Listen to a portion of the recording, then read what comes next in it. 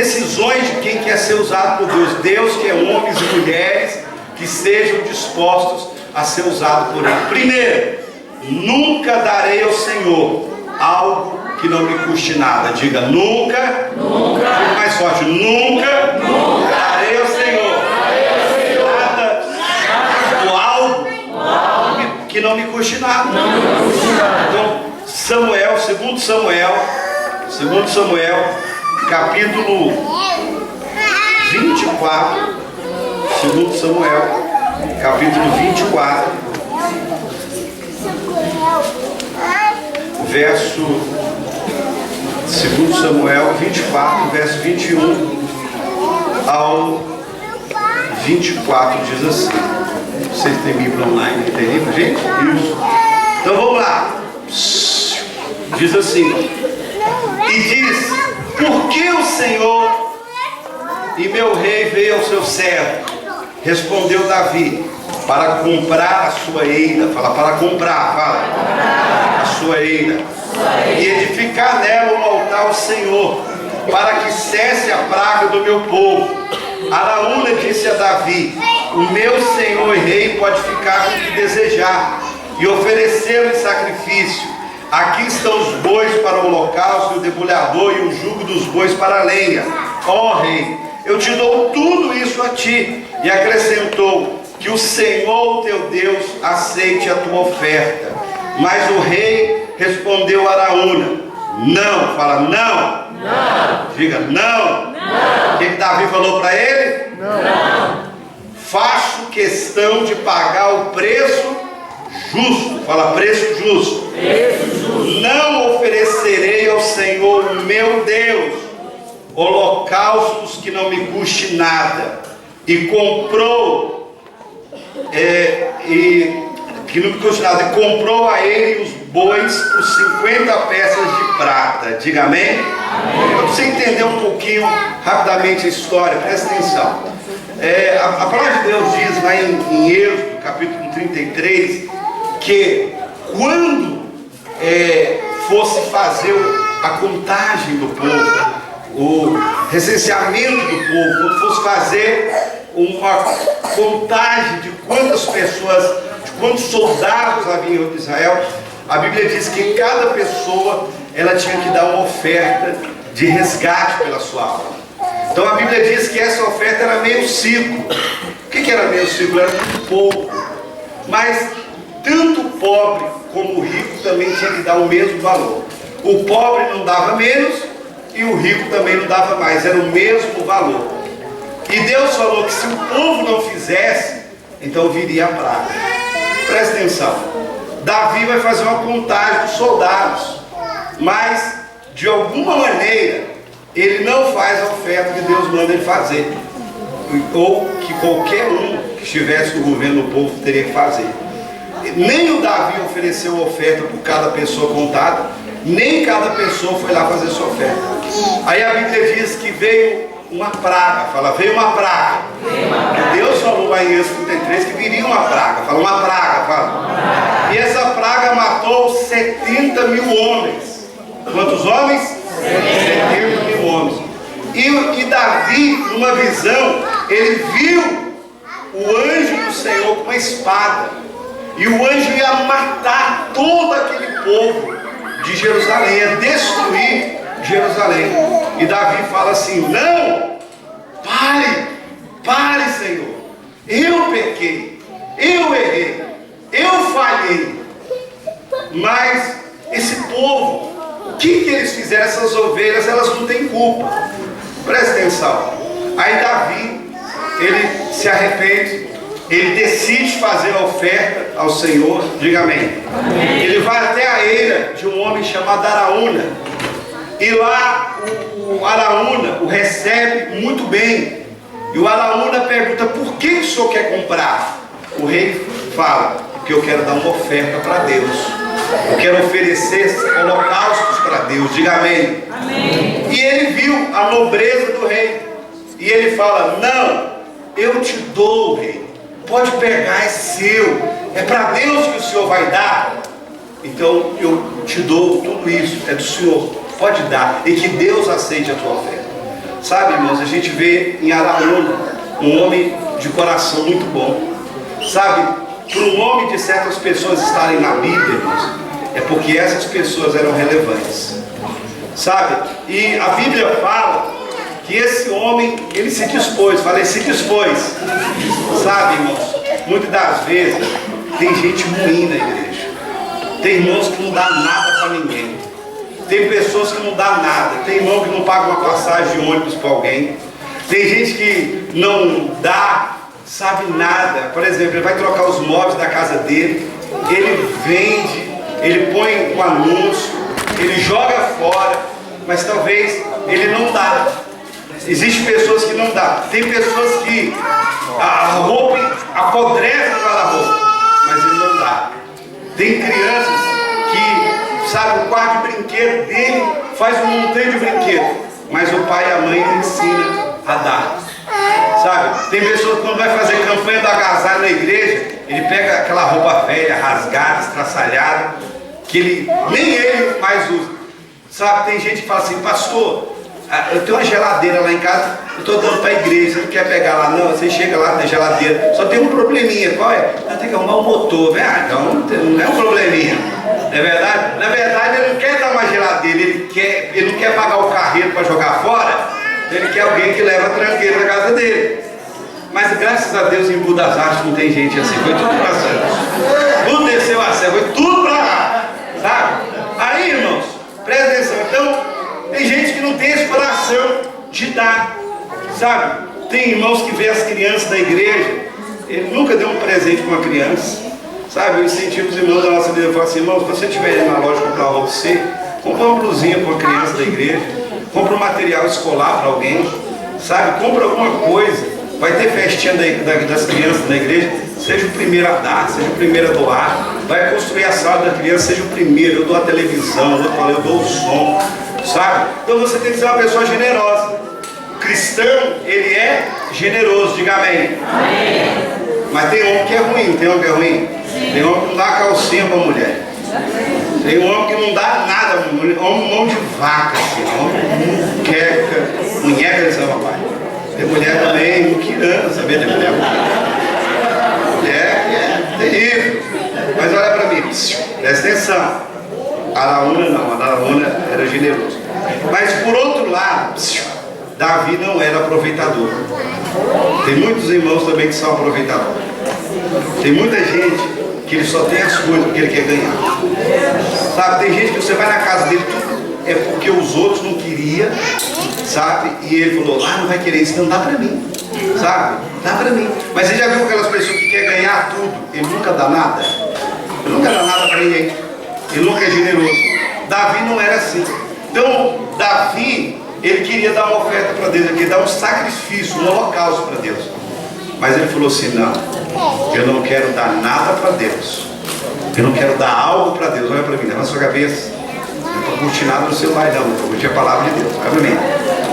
Olha só. Então Davi falou: eu não quero dar nada, eu quero dar algo para Deus que não tenha me custado nada.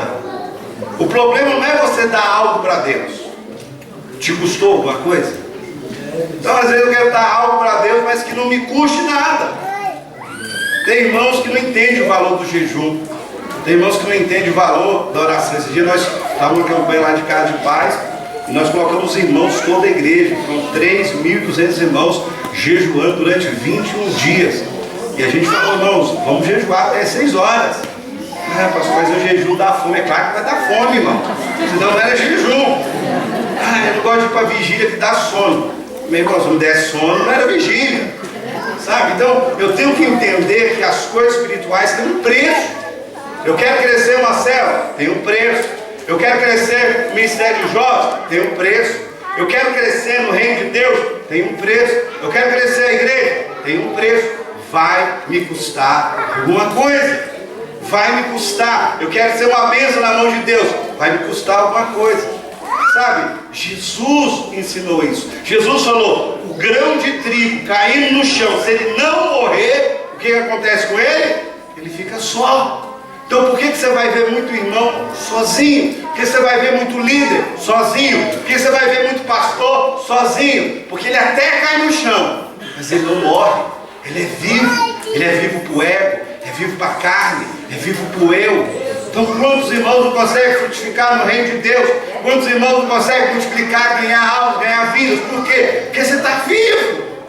No dia que você decidir morrer, no dia que você morrer para o seu eu, para o seu ego, para a sua vontade, para a sua paixão, morrer para esse mundo, meu irmão, o que atrai as pessoas para Jesus é a cruz de Cristo.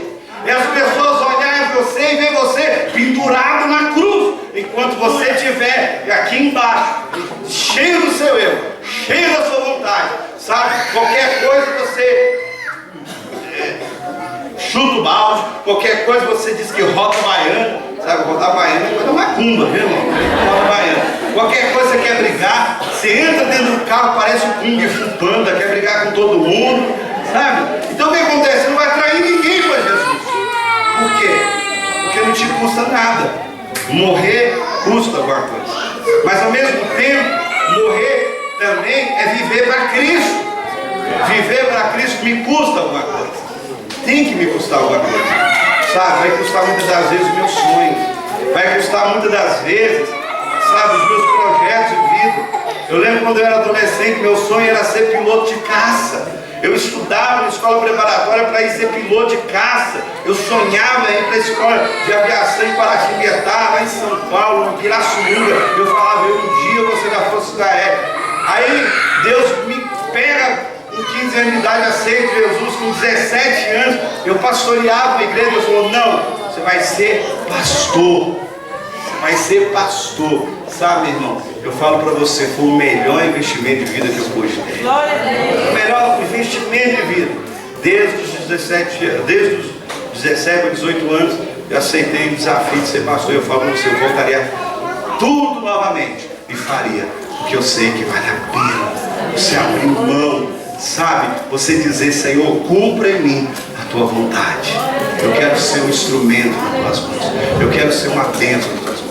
Eu estava em Brasília, há 2 anos atrás, fui fazer audiência de um irmão meu, e um irmão meu que, desde os 15 anos de idade, ele passou mais tempo na cadeia do que solto. Sabe, a mesma idade que eu aceitei Jesus foi a idade que ele entrou no corpo. Sabe, e foi sair um mês atrás, ele estava semi-aberto ainda. Mas eu fui fazer uma audiência dele com outro advogado, e minha mãe chorando muito, minha mãe assistindo a audiência, meu irmão algemado, e eu do outro lado, junto com outro advogado, e minha mãe viu na cena de um filho preso, e do outro lado um filho que, né, era pastor, advogado, sabe, irmãos? E minha mãe chorava muito. E quando meu irmão não conseguia olhar para mim, eu acho que estava com muita vergonha, e quando nós saímos de lá, minha mãe chorando dentro do carro, eu falei, mãe, sabe qual é a diferença do meu irmão para mim? Sabe, é Jesus. A única coisa que eu decidi foi Jesus. Talvez se eu não tivesse aceitado Jesus, eu poderia estar, porque eu vim do mesmo mundo que ele. Eu vim da mesma criação que ele. Eu vim das amizades contaminadas, da bandidagem lá de Ceilândia, no Distrito Federal. Mas sabe, gente, eu falo para você, o que mais me ajudou quando eu aceitei Jesus foi ter me envolvido com as coisas de Deus.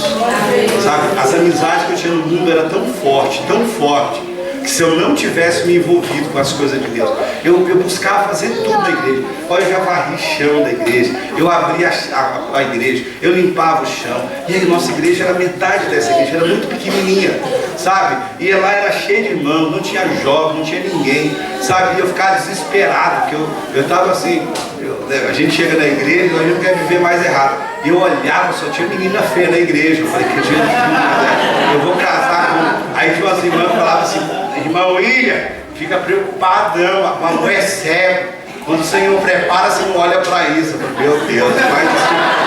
Aí vem aquelas irmãzinhas assim, com as perninhas cabeludas, assim, sabe? Eu vejo pra casa da bênção assim, meu irmão. Sabe, vocês têm sorte. As irmãs faltavam só fazer chapinha nas pernas. Acho que o marido tinha a sensação, tinha casado com um caranguejo, né? Esse cabeludo. Mas sabe, aí eu olhava assim, eu falava, Jesus de Nazaré. Até me arrepiava. Tinha umas irmãs que vinham assim, Pai do Senhor, irmão William. Eu faltava lá, Jesus, não briga não.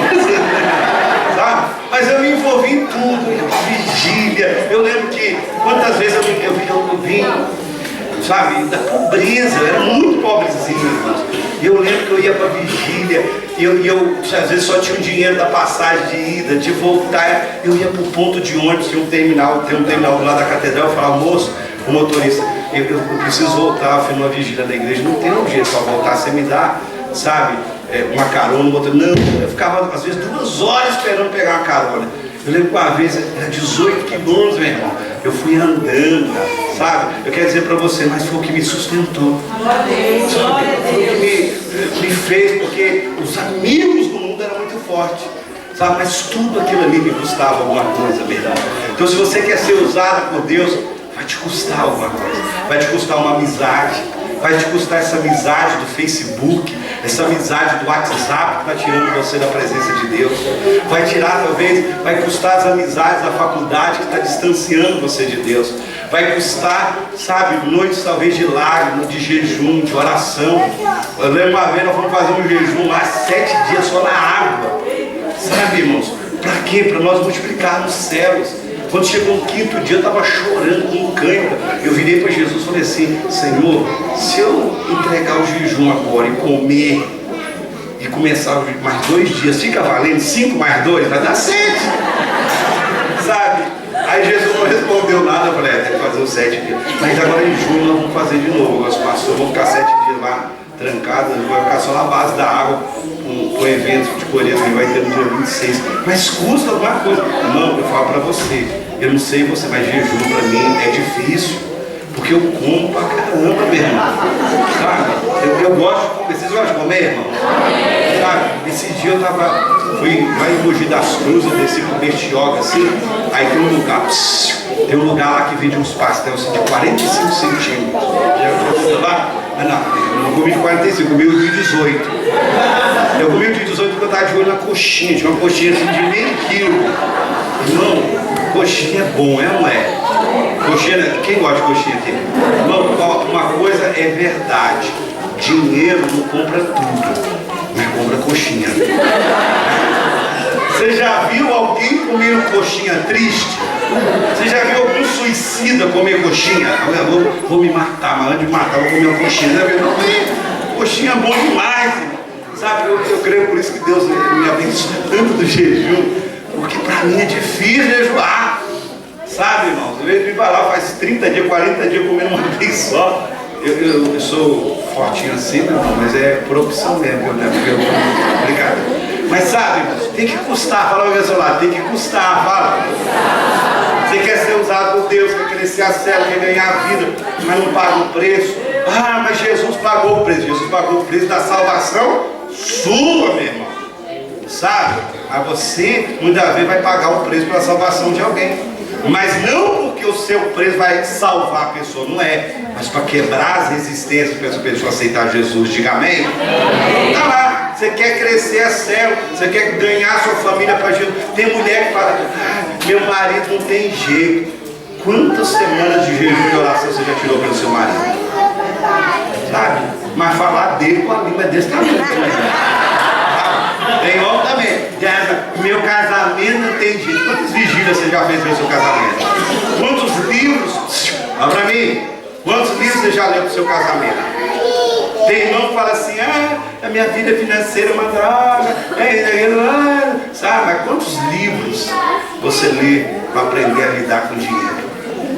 Eu quero prosperar, mas sem ser dizimista, sem ser ofertante.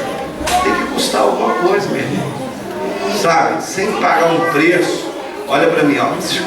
E quem reclama do preço, com certeza não vai pagar.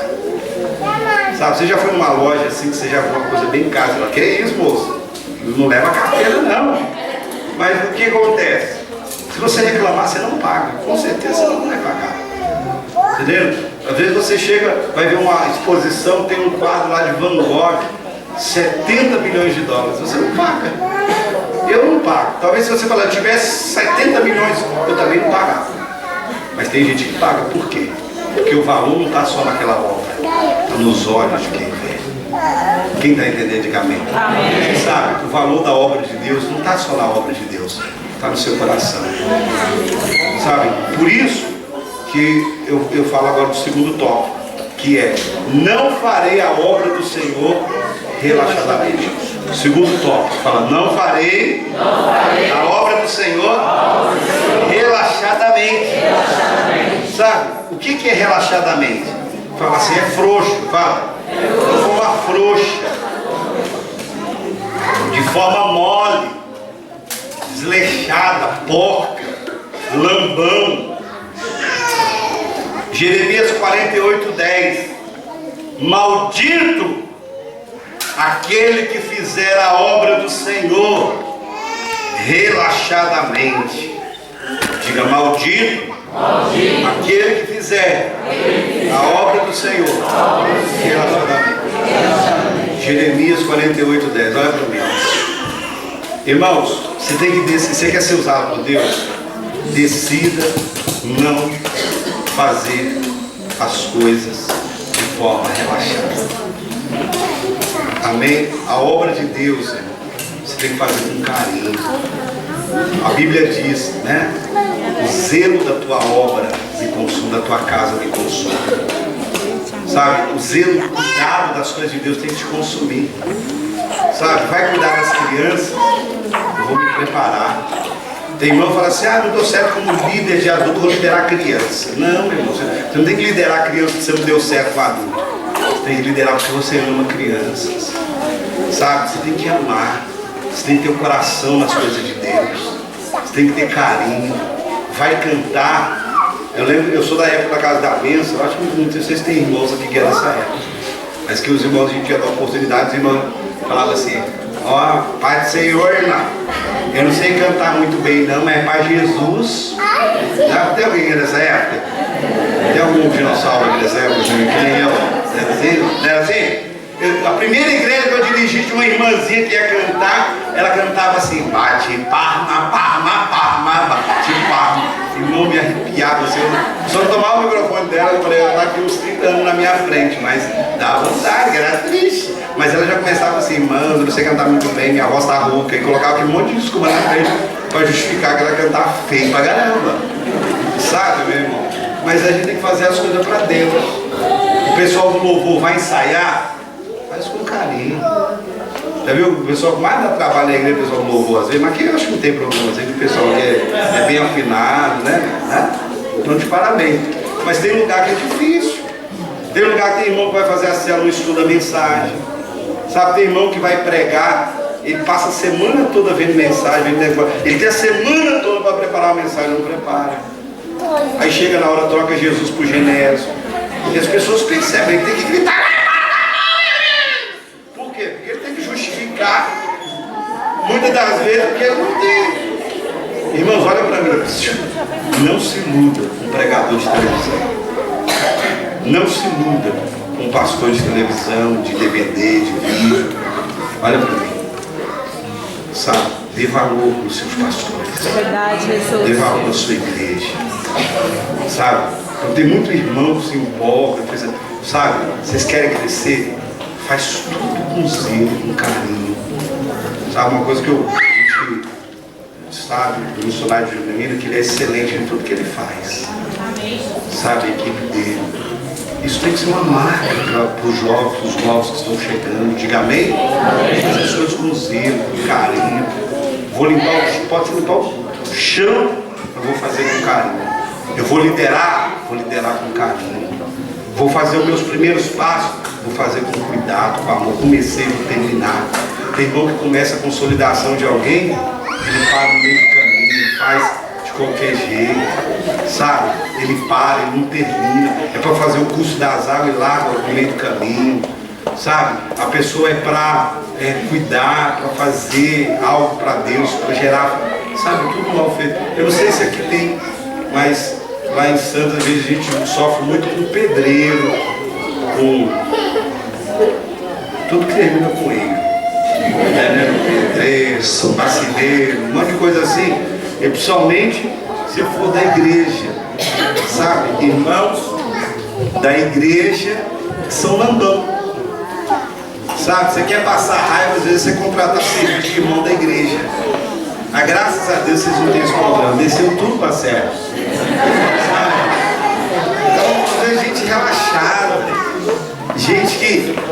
faz as coisas lá na profissão dele, mal feito, aí vem para a igreja e ele faz a obra de Deus mal feito também. Sabe, irmãos? Fala para quem está ao seu lado, nunca faça a obra de Deus de forma relaxada. Porque a Bíblia diz que maldito. O que é maldito?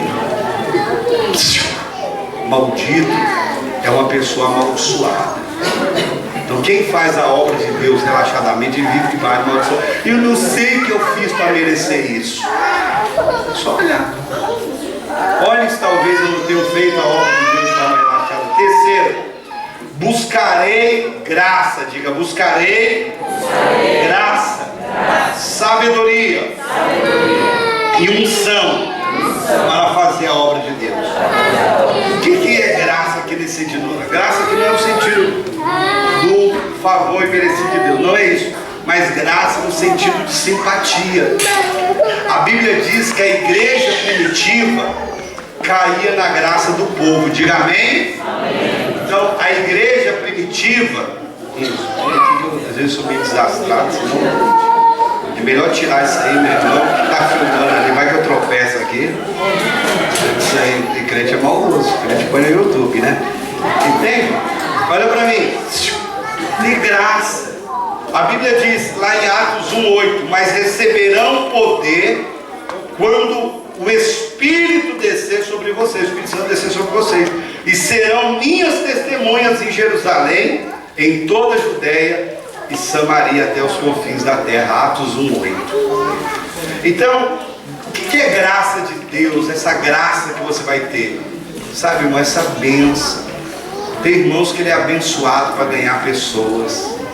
Tem irmãos que ele tem graça de Deus, ele é simpático. Crente é simpático, diga amém? Amém. Dá um sorriso pra quem está do seu lado, deve ser ele é simpático. Não, dá um sorriso, vai. Mostra o dente, se não tiver dente, mostra a gengiva. Brincadeira, põe a mão na boca. Leva a sério. Olha pra mim. Irmão, tem graça. Sabe, você tem que ter simpatia, amor para conquistar as pessoas para Jesus. Tem irmão que é terrorista, sabe? Tem irmão que quer fazer a obra de Deus. Tem líder que é pistoleiro, sabe? Ele mata os irmãos da série, mata os irmãos da igreja, sabe? Olha pra mim, tem um filme muito legal, eu não sei se o nome do filme é esse, mas eu não sou muito bom para guardar as coisas. Chama, eu acho que é Lisbela e o Prisioneiro, alguma coisa assim, já viu esse filme? Aí tem uma cena que tem um cangaceiro que ele vai matar o cara. Aí o cara começa, não me mata. Você já assistiu? Quem assistiu esse filme? Aí ele começa, não me mata. E o cara começa a chorar. Aí ele fala assim, tá bom, vai embora. Aí o cara vai embora e fica todo feliz que o cara não matou ele. Na hora que ele vira as costas, o cangaceiro atira nele e o cara morre. Aí o outro falou assim, ô chefe, eu pensei que o senhor ia matar ele, o senhor mandou ele embora. Aí ele falou assim, é que eu não gosto de matar ninguém triste. Não tem irmão que é assim, irmão.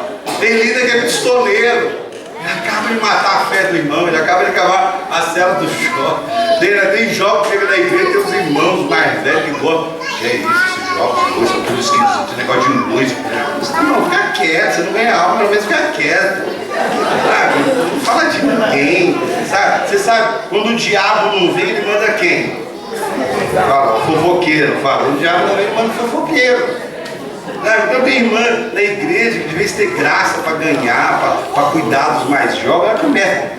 Você viu com quem a irmã ali está namorando? Cala a boca, irmã. Quem perguntou a tua opinião? Você viu a roupa daquela irmã? Mano, cala a boca. Quem te colocou como consultora de moda da igreja? É uns ganhando e tem outros tirando. Você está entendendo? Entende? Então, ter graça, fala ter graça, fala, ser simpático com o seu vizinho, ser simpático com os irmãos. Irmãos gostam de abraço, ovelha gosta de abraço. Eu sei que tem cada irmão chato na série, tem irmão que é difícil, sabe? Mas às vezes, olha pra mim, sabe? Esse negócio da gente querer falar a verdade, irmãos, a verdade sem graça, ela machuca. Jesus é a verdade, é ou não é? Mas Jesus sem a graça de Deus, ninguém resistiria a Jesus. Você está entendendo? Então você tem que ter graça de Deus. Você pode falar a verdade? Pode. Mas tem a graça, tem a simpatia, tem várias maneiras de você falar a verdade para alguém. Quem está entendendo? Levanta a mão. E tem coisas que eu não vou falar a verdade para as pessoas, sabia? Olha para mim. Sabe, tem irmãos que chegam e aí, pastor, gostou? Aí ele fala, tem irmãos que fazem uma apresentação na igreja, e você gostou? Irmão, Deus abençoe, né? Você diz, olha, eu não vou falar, porque alguém vai falar para ele a verdade. Tem homem que fala assim, não, eu falo a verdade, eu falo a verdade toda, eu sempre falo a verdade para minha mulher. Sabe, eu sou sincero 100%, irmão, essa mulher deve ser tão infeliz, entendeu? Você é tão infeliz, meu irmão. Irmão, eu tô casado, esse ano fez 15 anos de casado. Minha esposa sabe que eu gosto para caminhar. Bom, até hoje eu ensaio para falar que o bife tá meio salgado, assim, sabe? Os homens é diferente, não. Você fala assim, você aquilo outro. Até hoje eu dou aquela ensaiada, dou aquela volta, falo com minha esposa, o gato subiu em cima do telhado e tal. Quando eu vou chegar no bife, tá salgado. Por quê? Porque eu sei, não é verdade? Não adianta eu sei. Eu sempre falo com as pessoas assim, sabe? Você prefere ser feliz ou prefere ter razão? Sabe? Então às vezes a gente quer ter razão, a gente fica sozinho. A gente pede, tem líder que tem até razão, mas a cela dele é vazia. Tem irmão que tem até razão, mas ninguém quer sentar perto dele da igreja. Por quê? Porque ele é sincero demais. E às vezes, não é que eu sou sincero, é que às vezes eu sou chato, sou xarope, sou mal educado, sou indelicado. Um monte de coisa você imaginar que eu sou. Sabe, gente? Tem graça. As pessoas gostam de estar de quem é perto de alguém alegre. Não tem que ser falso. Você tem que ser amoroso. Tem que colocar um tom de voz, sabe? De uma maneira agradável. Eu tenho que ser gentil, sorrir. Sabe qual é a primeira letra do alfabeto do crente? Qual é a primeira letra do nosso alfabeto? Fala assim comigo. X, fala X, fala. Primeira letra é o X. Fala para quem está do seu lado. X, mostra os dentes, fala X, né? Não é o A, não. É o X. Isso é leque, ter graça. Ter sabedoria, fala sabedoria, fala. Fala assim, me dá sabedoria para ganhar minha família, me dá sabedoria para ganhar meu marido, me dá sabedoria para fazer discípulo, me dá sabedoria, eu não sei, você tem que falar para Deus, eu não sei, me dá sabedoria. Sabedoria não é conhecimento, sabedoria é sabedoria. Ó, você nunca mais esquecer qual é a diferença de sabedoria para conhecimento. Só para você entender. Por exemplo, o que é conhecimento? Eu vou dar só uma ilustração para você entender. O que é conhecimento? Quantos aqui sabem que o tomate é uma fruta? Levanta a mão. Se você não sabia, você vai saber. Então o tomate é uma fruta, sim ou não? Sim. Isso é conhecimento. Agora, só porque ele é uma fruta, eu vou colocar na salada de fruta? Sim ou não? Não. Isso é o que? Sabedoria. Entende? Então a sabedoria é eu me portar de forma inteligente diante das situações, diante das escolhas. Quem está entendendo, levanta a mão. Sabe? Então você tem que ter sabedoria. Às vezes nós destruímos a obra de Deus, Marcelo, tiramos os irmãos da igreja por falta de sabedoria. Você quer tratar quem está chegando agora como um irmão que já está há 10 anos, aí você é duro, você quer cobrar, você vai perder pessoas. Entende? Então como é que Deus vai usar alguém que é tolo? Outra coisa, unção. O que é unção? Unção, outros não é isso, tá? O que é unção? É poder, fala poder, fala autoridade. Então você tem que ter unção de Deus, meu irmão, tem que ter glória de Deus na sua vida. Fazer a obra de Deus no seco, fazer a obra de Deus sem graça de Deus, não vai, meu irmão. Sabe? Agora o que traz unção para a sua vida? É busca de Deus, é ter o zóio. O que é o zóio? É a vida de Deus.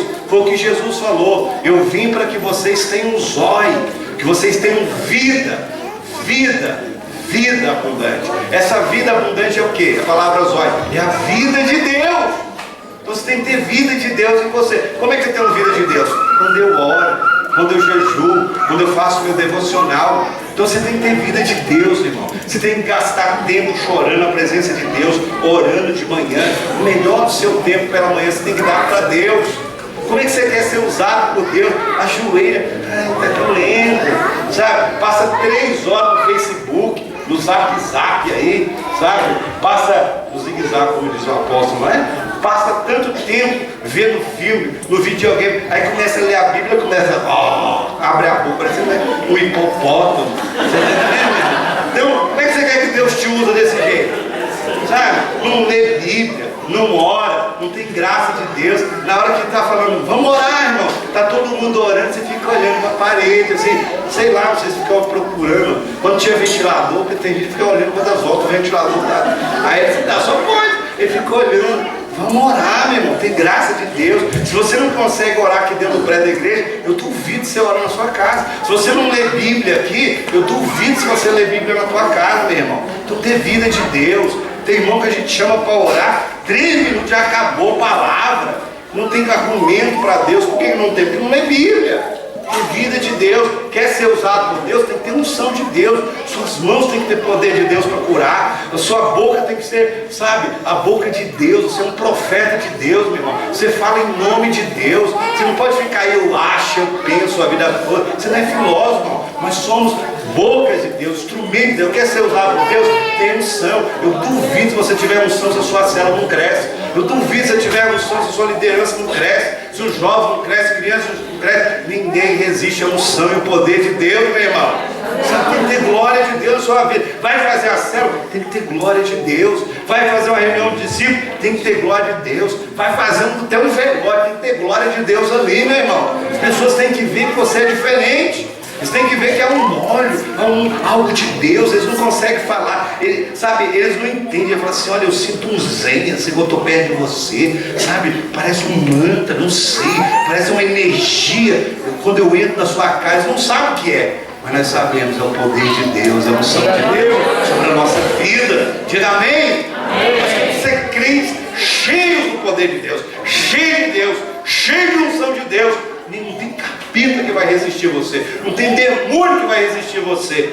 4, farei a obra sabendo que tudo depende de Deus e que tudo depende de mim. Fala, farei a obra de Deus sabendo que tudo depende de Deus e que tudo depende de mim.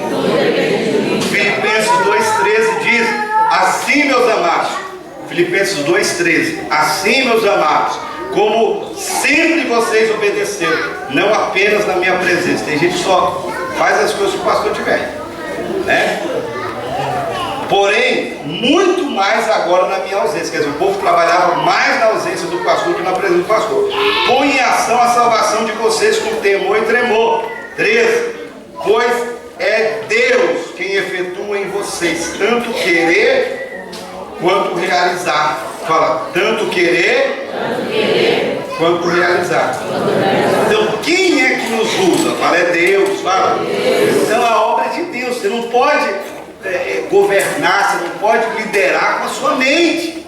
Você tem que fazer isso na unção e no poder de Deus. Por isso que você vai ver que no Velho Testamento eles jogavam sorte, jogavam urim e tumim. Até o último apóstolo que foi Matias, né, que foi lá, ou melhor, foi completar os 12, ele foi escolhido o quê? No sorteio, na sorte. Mas depois que o Espírito Santo veio, não era mais a sorte, não era mais nada que controlava, dirigia eles, era o Espírito Santo. E nos aprova o Espírito Santo. E o Espírito Santo nos mandou. Então nós temos que ser guiados pelo Espírito Santo. Diga amém. Então tudo isso vai ser através do poder de Deus, que Deus vai realizar através da sua vida. Tanto o querer dele, quanto realizar, de acordo com a vontade dele. Fala, a vontade dele. Então eu tenho que fazer a vontade dele. Sabe, por que eu estou nessa igreja? Porque é a vontade dele. Vem ter irmão que fala assim, eu vou para outro ministério, eu vou para outra igreja, meu tempo que acabou. Eu pego, Deus falou no seu coração. Não, aí começa a dar um monte de escudo. Não foi Deus, coisa nenhuma, meu irmão. Ah, mas eu senti um negócio aqui mexendo dentro de mim. Expulsa, meu irmão, vai tomar lombrigueira, isso é velho. Você sentiu um negócio mexer aqui dentro, é lombriga. Não é Deus falando com você coisa nenhuma. Mas começa a inventar moda. Aí fica que nem uma barata tonta correndo de igreja para lá e para cá. Não, se você antes ficava rodando de igreja, irmão, quieta aqui. Arranca esse giramundo da sua vida, meu irmão. Quieta aqui, planta a raiz aqui, sabe, irmão? Firma as suas raízes. Não fica, ou um dia está no ministério, no outro dia está no outro ministério, daqui a pouco você não sabe o que você é. Sabe, meu irmão? Então, a obra de Deus, ela depende de Deus. É Deus através da sua vida. Então, meu irmão, é Deus que vai fazer crescer. Paulo plantou, Timóteo colheu, Apolo regou, Apolo plantou, Paulo regou, não importa. Quem vai dar o crescimento é Deus. A obra é de Deus. Quem garante a chamada é Deus. Quem garante os frutos é Deus. Meu irmão, se Deus estiver com você, meu irmão, vai crescer, a sua célula vai romper, você vai avançar, você vai conquistar muita vida para Deus. Dependa de Deus, mas ao mesmo tempo, olha para mim, faça as coisas para Deus como se tudo dependesse de você, como se não tivesse mais ninguém, sabe, meu irmão? Não chegar, eu não vou lá, mas o outro irmão vai estar. Não, esteja. Ah, mas e se alguém tiver? Amém, nós vamos somar as outras. Mas se não tiver ninguém, pelo menos eu estarei lá. Diga amém. A obra de Deus ela depende de você. Deus quer usar você. Para de dar desculpa. Quem quer faz, quem não quer dá desculpa. Para de ficar se justificando, para de se esconder atrás de filho, para de se esconder atrás de marido, para de se esconder atrás do seu emprego. Meu irmão, todo mundo aqui pode ser usado por Deus. Todo mundo aqui pode liderar uma célula. Todo mundo aqui, você pode abrir a sua casa. Talvez fale, pastor, eu ainda não estou preparado para liderar uma célula. Abre a sua casa com a célula, sabe, irmão? Deixa Deus te usar. Deixa Deus usar as suas mãos. Deixa Deus usar a sua boca. Sabe, você vai trazer muita alegria para Deus ainda, meu irmão. Você vai tirar muitos jovens das drogas. Você vai tirar muitas crianças aí da criminalidade. Você vai tirar muitas pessoas que estavam com vontade de morrer. Dependa de Deus. Mas saiba, ouça como Deus falou: a quem eu enviarei? Isaías falou: envia-me a mim, eis-me aqui. Você pode dizer para Deus essa noite: Senhor, estou aqui, envia-me. Deus quer enviar você. É você que Deus quer usar, meu irmão. E é você que Deus vai usar. Quinto, me alegrarei em toda e qualquer circunstância. O outro tipo de pessoa que Deus gosta de usar, meu irmão, é aquelas pessoas alegres. Deus não gosta de usar gente triste. Deus não gosta de usar crente carrancudo, crente mal-humorado, que só reclama, sabe? Olha só o que diz aqui, Filipenses 4, versos 4 ao 7. Filipenses 4, do 4 ao 7 diz: alegre-se sempre no Senhor. Então a minha alegria tem que estar sempre no Senhor. Se você ficar alegre nessa vida, meu irmão, a alegria vai durar pouco. Olha para mim, ó, presta atenção. A alegria nessa vida dura pouco, irmão. Porque a felicidade só existe em fazer a vontade de Deus. Não existe a felicidade por si só. Olha para mim. A felicidade é algo muito subjetivo. É algo momentâneo. Por exemplo, você andou a pé a vida toda, arrumou um emprego. Aí você vai lá na concessionária da Fiat, ficou feliz, vai comprar um carro. Só que o dinheiro da prestação não dá para comprar um carro zero. Você vê um Fiat Uno com 5 anos de uso. Só que ele é basicão, motor em carcaça, não tem mais nada disso. Só pneu e a lataria e o motor. Sabe? Não tem nada disso. Aí você vai fazer a prestação para caber no seu orçamento. Tem que ser 80 parcelas, porque você não tem entrada para dar. 80 parcelas, sabe? Sem entrada, sem saída também. Você vai entrar naquele carnê. Aí sai aquele carnê dessa grossura, 80 parcelas. Aí você entra dentro do carro, todo feliz, indo em direção da garagem da sua casa. Você já convidou até os vizinhos, já chamou o pastor para ungir isso pelo outro. Aí quando você vai olhando para aquele carnê, você olha para o carro, olha para o carnê, você viu que não tem ar-condicionado, não tem direção, não tem nada. O carro já tem 5 anos de uso, 80 meses para pagar. Vai acabar o carro, mas não acaba o carnê. Sabe, quando você põe o carro na garagem, aquela alegria acabou toda. É assim ou não é? É, meu irmão. Então, alegria nessa vida, meu irmão. Se você ficar esperando ser alegre nessa vida, ó, desculpa a expressão, é meio chula, viu? Mas você está ferrado. Você está entendendo, meu? Irmãos, olha para mim, a alegria está em nós fazermos as coisas para Deus, a vontade de Deus. O que vem a mais disso? Para nós é lucro, amém? Quando eu fui casar com a minha esposa, eu falei, olha, você não está casando para fazer feliz, eu já sou feliz. Eu sou feliz desde o dia que eu aceitei Jesus. Você está vindo para completar. Quando os meus filhos nasceram, eles não nasceram para me fazer feliz, eu já era feliz. Quem está entendendo, levantar a mão. Sabe, onde eu ter carro, onde eu ter casa, ter qualquer coisa, meu irmão, eu já era feliz. Porque Jesus morava no meu coração. Diga amém? Você tem que ser alegre, sabe? Então, olha só, alegre no Senhor, novamente direi, alegre. Seja a amabilidade de vocês conhecida por todos. Quer dizer, irmão, ninguém conhece a amabilidade dele, o amor dele, a ternura dele, o carinho dele. Ele parece um bicho, irmão. Ele brinca com todo mundo, a roupa fica com todo mundo, é grequeiro, é carrancudo. Perto está o Senhor, diga perto está o Senhor. Não andem ansiosos por coisa alguma. O que é ansioso? Diga preocupado. Mas em tudo, olha só, pela oração e súplicas com ação de graças, apresente seus pedidos a Deus. E a paz, olha só, e a paz que excede todo entendimento. Quer dizer, ninguém entende porque nós somos alegres. Guardará o coração e a mente de vocês em Cristo Jesus. Amém? Pois Ele é fiel a cumprir as suas promessas. Olha para mim, irmão, seja alegre, seja feliz. Quer dizer para você uma coisa, olha, eu já passei um momento difícil na vida. Olha, está aí o irmão Nelson, o Eduardo, que eu conheço um pouquinho mais. Tem um irmão Nelson que já me conhece desde 99. Eu tinha um tumor, eu operei 12 vezes. Tinha um tumor, chama-se papiloma invertido aqui dentro do meu rosto. Ele cresce, sai pelo nariz, empurrava o olho. Mas eu tinha que operar os médicos, levanta essa parte aqui do rosto para limpar, raspar o osso. Eu fiz 12 vezes cirurgia, desde o ano 99. O ano passado foi a última que eu fiz. Esse dia eu voltei no médico e falei, ih rapaz, surgiu aqui de novo, voltou aqui de novo o tumor. Eu pegou o ácido, fui lá e queimou para não passar na cirurgia.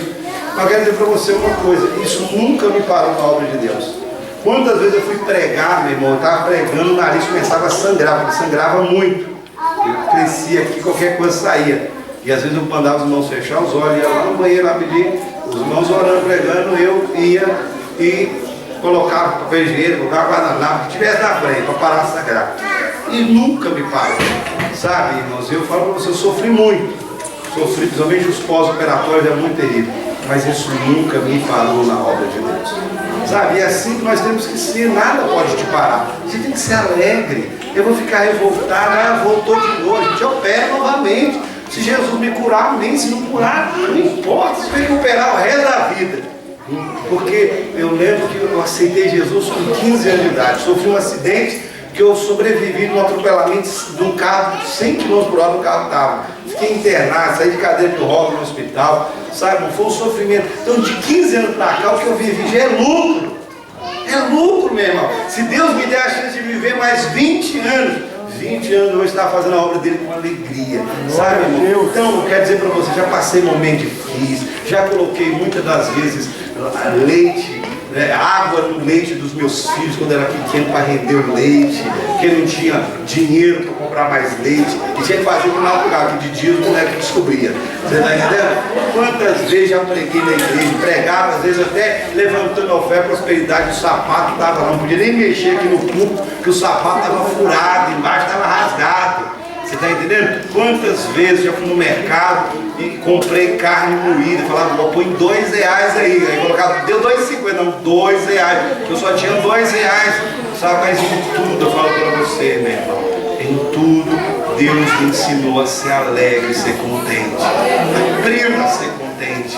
Se você aprender a ser contente quando você tem pouco, sabe, com muito para você, sabe, vai ser super, não vai ter, você não vai achar que está nas coisas, você vai ver que o valor da vida não está nos bens, sabe, está em Deus. E você vai aprender a valorizar as pessoas mais do que os bens, sabe? Por isso que eu gosto de gente, por isso que eu sou pai, não sou apaixonado por coisas, sou apaixonado por gente, eu gosto de gente, eu gosto de estar junto de gente, sabe? Eu tenho prazer de estar rodeado de gente. Por quê? Porque quando você entende o valor, sabe, da alegria que está em Deus, você vai amar pessoas e usar coisas.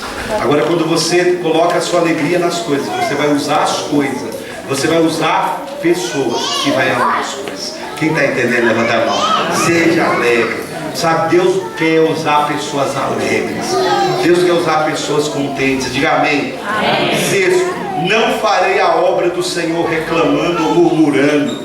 Então você não foi condenado a fazer a obra de Deus. Você não foi condenado a ganhar almas. Não, fazer isso é um chamado, é um mandamento. 1 Coríntios 10, 9 ao 10 diz assim. 1 Coríntios capítulo 10, verso 9 ao 10.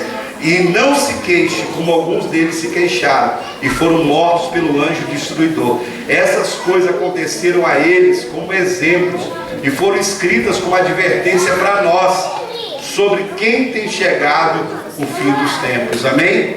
Então, olha para mim, nunca faça a obra de Deus reclamando, faça tudo com alegria. Tem irmãos que se você pedir para ele as coisas, ele faz com alegria. Daqui a pouco você pede de novo e já vira a cara. Ah, só tem eu aqui. Irmãos, se o pastor só pede você as coisas, alguém só pede você as coisas, é porque ele viu que pode contar com você. Porque tem gente que a gente nem pede. Não sei se aqui é assim, mas tem gente que eu nem peço as coisas. Por quê? Porque você que vai vir com a cara mal mudada, fechada, vai reclamar. Nunca faça a obra de Deus reclamando nem murmurando. Seja com alegria. Pediu você, vá com alegria, faça com alegria, com prazer. É tão bom ser útil. Sim ou não? Sétimo, não buscarei o meu próprio bem, mas sim os dos outros. Fala, não buscarei o meu próprio bem, mas o dos outros. Olha só, em Filipenses capítulo 2, versos 5 ao 10. Filipenses capítulo 2, versos 5 ao 10. Seja a atitude de vocês a mesma de Cristo Jesus, que embora sendo Deus, não considerou ser igual a Deus, que era algo que devia se apegar, mas esvaziou-se a si mesmo, tornando-se servo, tornando-se semelhante aos homens, e sendo encontrado em forma humana, humilhou-se a si mesmo e foi obediente até a morte de cruz. Por isso Deus o exaltou à mais alta posição e deu o nome acima de todo nome. Queria que quem tivesse no Data Show, põe pra gente aí. Eu quero só mostrar para vocês esse versículo. Eu estou preparando uma mensagem sobre esse versículo. Ele é muito lindo. 1 Coríntios 10, 33. 1 Coríntios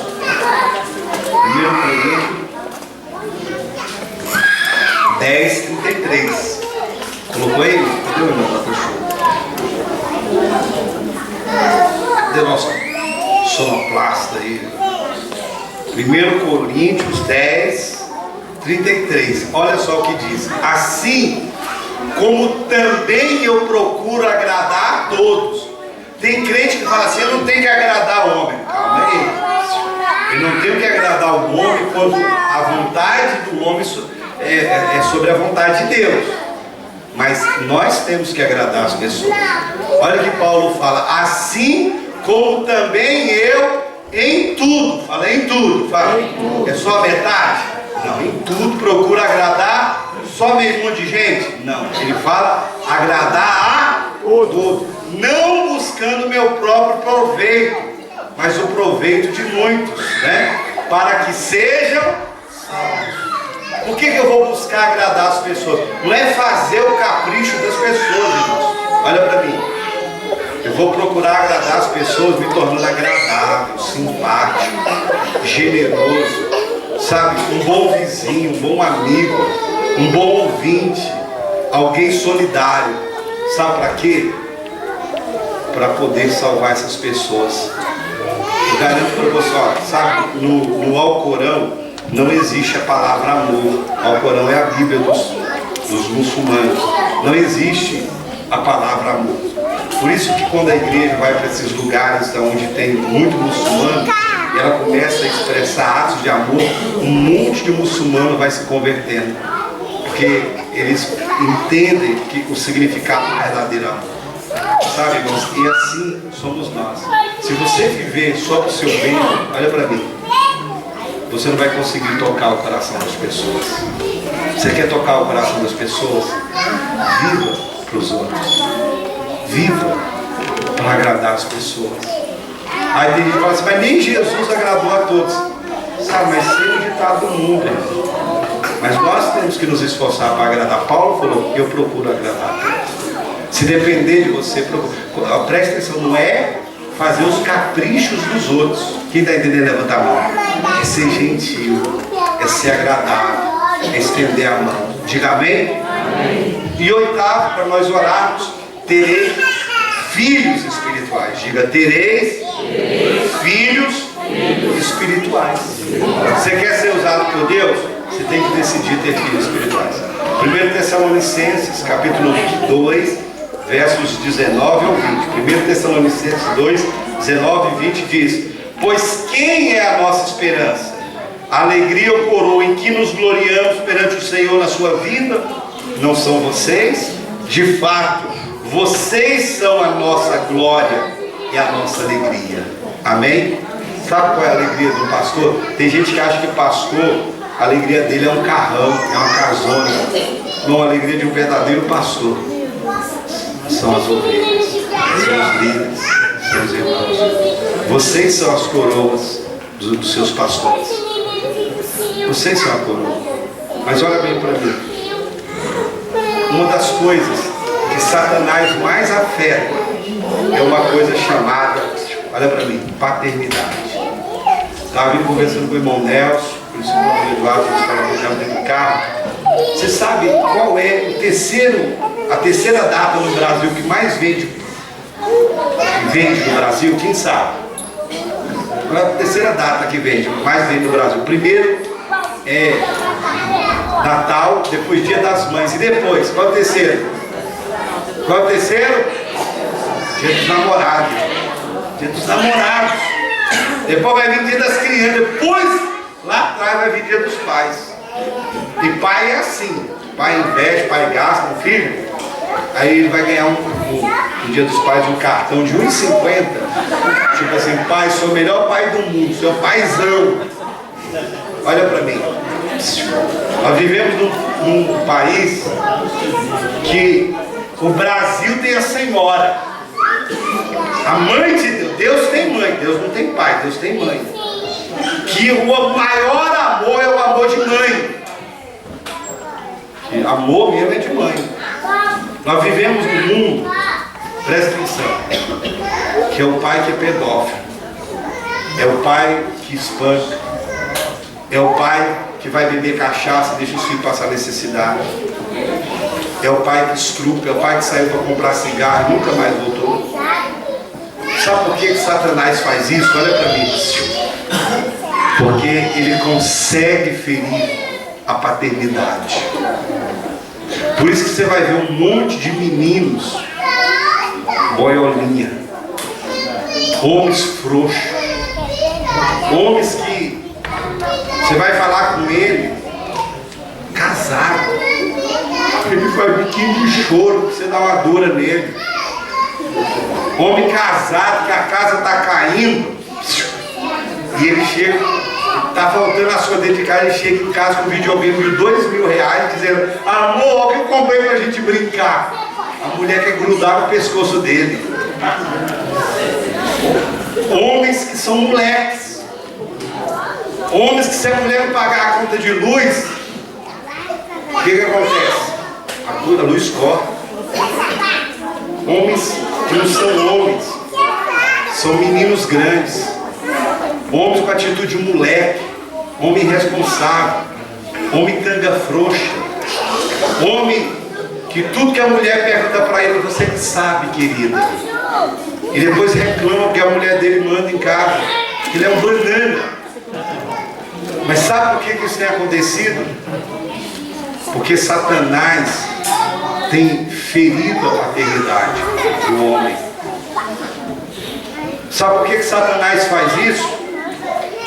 Porque quando as pessoas chegam na igreja, a maior dificuldade que elas têm de se relacionar com Deus é como pai. Tem gente que na igreja chama Deus de Senhor, Deus de Salvador, Deus de Libertador, Senhor da guerra, Senhor dos exércitos, mas ele não consegue chamar Deus de papai, de pai, porque ele não tem uma referência paterna. Você pode ver que as pessoas que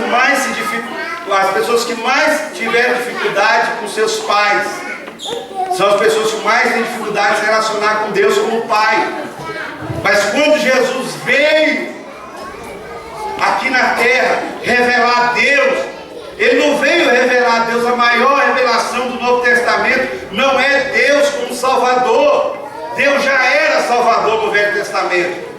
Deus não veio revelar, Jesus não veio revelar Deus como libertador. Ele já era, Ele já curava no passado. A maior revelação do Novo Testamento é que Deus é Pai. Eu e o Pai somos um, Jesus falou. Quem vê o Pai vê a mim. Quem me vê o Pai. Porque Deus amou o mundo de tal maneira que deu seu único Filho. O único Filho. Deus é Pai. Fala, Deus é Pai. Deus é Pai. Então nós somos filhos de quem? De Deus. Mas nós não podemos transferir esse espírito, sabe, de abandono que tem lá no mundo para as pessoas da igreja. Tem um monte de gente da igreja sem pai. Sabe, você tem que decidir: eu vou ser pai de alguém na igreja, eu vou gerar filhos espirituais para Deus, eu vou ganhar pessoas para Jesus e vou investir nelas, eu vou amá-los, eu vou cuidar. Filho é assim mesmo, filho dá trabalho, filho faz cocô, filho dá, sabe, dá susto na gente, filho às vezes nos decepciona, mas sabe, meu irmão, tudo isso faz parte. Mas por que você não desiste do seu filho? Porque você é pai, porque você é mãe. E a mesma coisa tem que ser com o novo convertido. Você vai dizer: eu não vou desistir de você. Foi Deus que me deu você. Foi Deus que colocou você na minha célula. Foi Deus que colocou você no meu caminho, me colocou no seu caminho. Eu vou cuidar de você. Eu vou ensinar você a andar na presença de Deus. Eu vou ensinar você a orar. Eu vou ensinar você a jejuar. Eu vou ensinar você a andar com Deus. Diga amém. Deus quer que nós sejamos pais espirituais, que você tenha muitos filhos espirituais. Não é que você tenha só uma célula, que você tenha só líderes, que você tenha só ovelhas, mas que você tenha filhos, sabe? Os filhos nós colocamos nos ombros e falamos: filho, vai mais longe do que eu fui. Filho, vai, veja o que eu não vi, alcance onde eu não alcancei. Isso é ser pai. Eu falo para os líderes que eu lidero: eu quero que vocês cresçam mais do que eu quero que vocês vão onde eu não fui. O missionário Falarão sempre fala para a gente isso, os nossos pastores: eu quero que vocês cresçam mais do que eu, que vocês tenham uma igreja maior do que eu, porque vocês são meus filhos. Sabe? E é esse coração que nós temos que ter. Você tem que olhar para cada irmão que Deus está colocando no seu caminho e dizer: meu irmão, eu vou cuidar de você como eu cuidaria de um filho meu. Diga amém. Sabe, irmãos, nunca foi tão fácil ganhar vidas para Jesus, mas nós temos visto muitas igrejas que ganham, abandona, vira as costas, sabe, não investe no discipulado. Jesus, sabe, acerca do discipulado de Jesus, Isaías profetizou que ele não seria como muitos, que ele não esmagaria a cana quebrada. O que era esmagar a cana quebrada? As crianças muitas das vezes iam para a beira do rio, pegavam aqueles juncos, aquelas canas, e ela tirava com muito cuidado o miolo para fazer instrumento musical, mas era tão sensível que às vezes a cana quebrava. Na hora que a cana quebrava, o que eles faziam? Eles esmagavam e jogavam fora, porque tinha um monte. E não é assim hoje nas igrejas. Nunca foi tão fácil ganhar pessoas para Jesus, mas quando ganha, aí o irmão começa a dar trabalho, joga fora. Tem mais, o diabo levou, mas tem Deus para dar 10. Não é assim não, meu irmão. Jesus, Isaías falou acerca de Jesus, que Jesus não seria assim, que Jesus não esmagaria a cana quebrada, Jesus não desiste, Jesus não joga ninguém fora, Jesus não jogou você fora. Você não tem direito de desistir de ninguém, você não tem direito de virar as costas para ninguém. Se Deus não desistiu de você, você não pode desistir daquele irmão. Ele dá trabalho, ele dá dor de cabeça, mas eu vou investir em você, eu vou gastar meu tempo com você. Jesus, o profeta Isaías falou em Lucas, se cumpriu que ele não deixaria apagar o pavio que fumega. Quando o pavio faltava o azeite, pegava fogo no pavio e o cheiro empesteava aquela casa, porque faltava azeite. Aí o dono da casa ia lá, pegava a caixinha, colocava outro pavio e jogava aquele fora. E a palavra de Deus diz que Jesus não faz isso. Jesus não vai deixar acabar o azeite, meu irmão. Ele vai colocar azeite em você. Você não pode deixar acabar o azeite nos irmãos da sua célula, no irmão da igreja. É por isso que a gente tem que ter vida de Deus. É por isso que a gente tem que ser cheio de Deus, para a gente transbordar para a vida de uma geração de pessoas que Deus está nos dando, que precisa também ser cheia do Espírito Santo antigamente. E é você. Nós não podemos jogar ninguém fora. Nós não podemos desistir de ninguém. Fala para quem está do seu lado: Jesus não desistiu de você. Você não tem direito de desistir de ninguém. Eles são seus filhos espirituais. Ore a Deus. Fala: Deus, eu quero filhos. Talvez nós estamos aí já no 6º mês, quando você não ganhou uma vida para Jesus esse ano. Fala: Deus, eu quero que o Senhor me usa. Me usa para ganhar meus vizinhos, meus amigos, minha família. Sinta essa dor. Faça que nem Raquel: Senhor, me dá filhos, senão eu morro. Quero que você fique de pé. Quero orar com você.